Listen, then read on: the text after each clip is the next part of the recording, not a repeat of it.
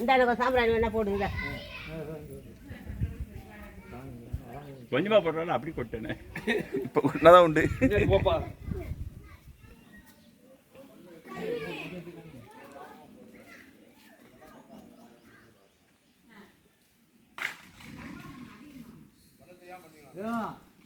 சாமி கூட வராம உட்கார்ந்தா என்ன அர்த்தம்? என்ன சித்தி இப்படி?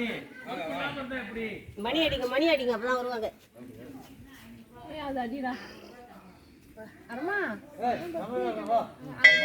அரை ஒரு வேலைன்னு இறங்கிட்டா அந்த வேலையில தான் இருப்பான். மேல்மலை வழி விடுங்க.